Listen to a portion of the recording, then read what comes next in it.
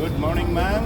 खऱ्या अर्थाने आज कारगिल विजय दिवस आपण आणि आपली शाळा सादर करीत आहे आणि तो करीत असताना आपण सर्वांनी मला या ठिकाणी बोलवलं त्याबद्दल मी सर्वप्रथम शाळेला धन्यवाद देऊ इच्छिते. शाळेच्या प्राचार्य, स्टाफ, शिक्षक, तुपे साहेब आणि माझे विद्यार्थी. 3 मे 1999 रोजी आपल्या देशावर आक्रमण झाले.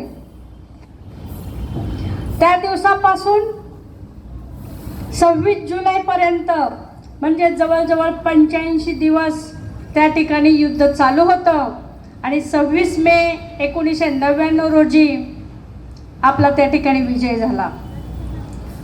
अप्रतिम शौर्य, साहस आणि बलिदानाचं प्रतीक म्हणून कारगिल विजय दिवस आपण साजरा करतो. उद्या कारगिल विजय दिनाला 27 वर्ष पूर्ण होत आहे आणि खऱ्या अर्थानं आज आपल्याकडे पांडुरंगाची आषाढी एकादशी आहे. सर्वांना सुट्टी आहे, पण मला आपल्या शाळेचं कौतुक करावं असं वाटतं की उद्या सार्वजनिक सुट्टी जरी असली तरी आपण कारगिल दिनासाठी या ठिकाणी एकत्र येऊन तो साजरा करीत आहात. त्याबद्दल तुमचं खऱ्या अर्थाने अभिनंदन. विद्यार्थी मित्रांनो, मला आपल्यामध्ये येऊन खूप आनंद झाला. मला असं वाटतं मराठी सर्वांना कळत असावं, परंतु मी सगळ्या भाषेमध्ये बोलण्याचा प्रयत्न करेन. मराठी आपली मातृभाषा आहे. मी मराठी शाळेमध्ये शिकलेली आहे. आपल्या शाळेतील हा जो उपक्रम आणि आपण सर्व जी मुलं निवडून आलेली आहेत वेगवेगळ्या हाऊसमधून त्या सर्वांचं सर्वप्रथम अभिनंदन. मुलं असतात ज्यांना वाटतं वर्क करावं आणि ज्यांच्यामध्ये ते खऱ्या अर्थानं ओतप्रोत भावना असते त्यांना त्या ठिकाणी यश मिळतं. कोणी खेळामध्ये पुढे असेल, कोणी वक्तृत्वामध्ये पुढे असेल, कोणी संगीत असेल आणि वेगवेगळ्या क्षेत्रामध्ये प्रत्येकाला त्या ठिकाणी काही ना काही उपजत गुण या मुलांमध्ये असतो आणि म्हणून त्या ठिकाणी त्यांना यश मिळतं. विद्यार्थी मित्रांनो, मला हे सर्व बघून आमच्या शाळेची आठवण झाली. आमच्या शाळेमध्ये 1ली ते 7वी मध्ये खरोखर मतदान होतं आणि मग त्या चिठ्ठ्यांवर मतदान असायचं. ते चिठ्ठे शिक्षक काउंट करायचे आणि आपल्याकडे खूप NDA मध्ये आल्यासारखं वाटलं. इतकी सुंदर शाळा आहे आणि तुम्हा सर्वांचं, सर्व शिक्षकांचं या ठिकाणी असे सुंदर उपक्रम घेतात त्याबद्दल खरोखरच कौतुक आहे. उद्या कारगिल विजय दिवस आहे. आपण खूप चांगल्या पद्धतीने त्या विजयाच्या आठवणी आणि वीर जवानांना या ठिकाणी आपण नमन करण्यासाठी हा दिवस संपूर्ण भारतामध्ये साजरा केला जातो. आपल्याला माहीत आहे जगामध्ये भारताची लोकशाही सर्वात मोठी आहे. त्याचबरोबर भारताला खूप मोठा इतिहास आहे आणि आपली संस्कृती जगातील इतर संस्कृतीपैकी अत्यंत चांगली मानली जाते आणि ह्या सर्व गोष्टींचं आपल्याला या ठिकाणी जतन करायचं आहे. मला असं वाटतं विद्यार्थी जीवनामध्ये सुजाण नागरिकाचा पाया या ठिकाणी घातला जातो आणि म्हणून शालेय जीवन खूप महत्त्वाचं आहे. विद्यार्थी आणि शिक्षक अतूट असं नातं असतं. सर्वप्रथम मी शिक्षकांना अत्यंत विनम्ररित्या सांगू इच्छिते किंवा शिक्षकांची ती भूमिकाच असते की शिक्षण म्हणजे प्रलय आणि प्रारंभ.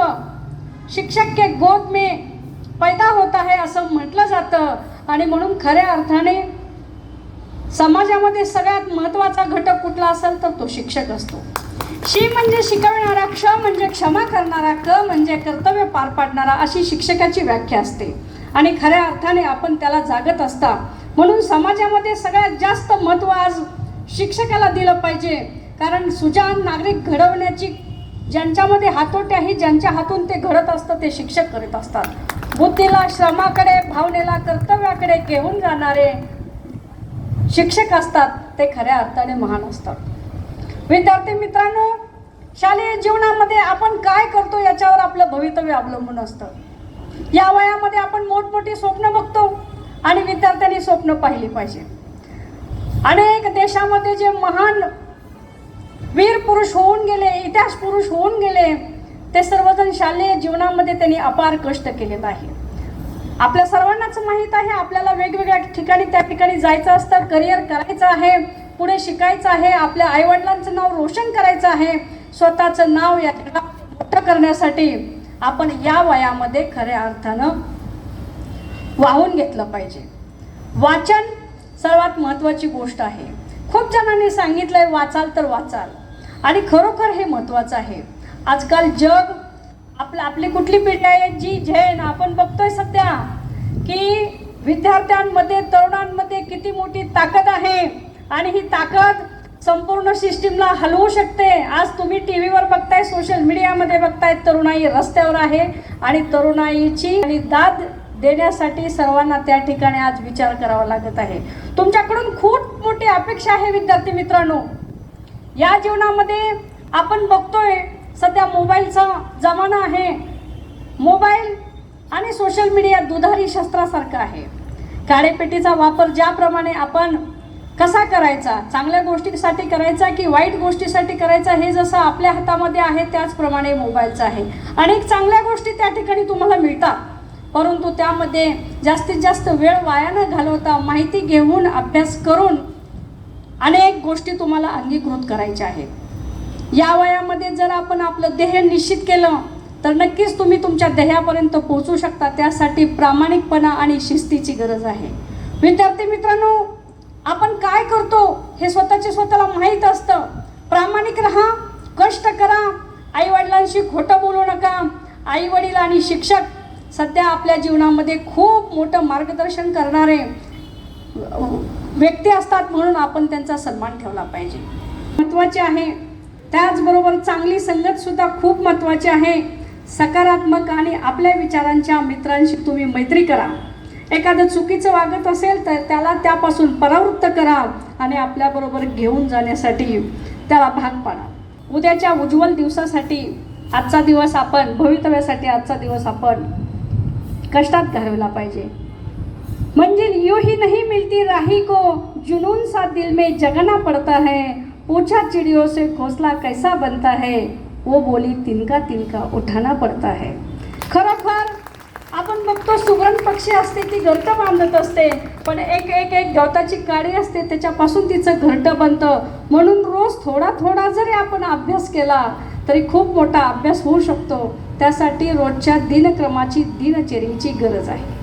विद्यार्थी मित्रांनो, कालच्या दिवसांपेक्षा आपण आज काय शिकलो, रोज संध्याकाळी स्वतःला एक प्रश्न विचारा.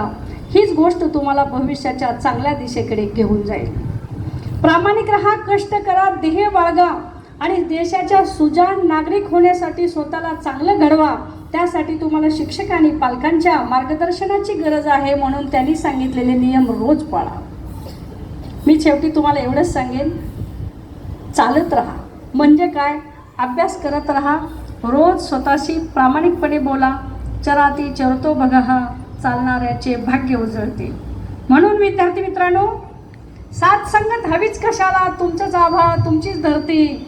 चालत राहा. असेच तुम्ही अपेक्षांचे ओझे घेऊन खांद्यावरती. तुम्हाला पुन्हा एकदा तुमच्या उज्ज्वल भवितव्यासाठी खूप खूप शुभेच्छा.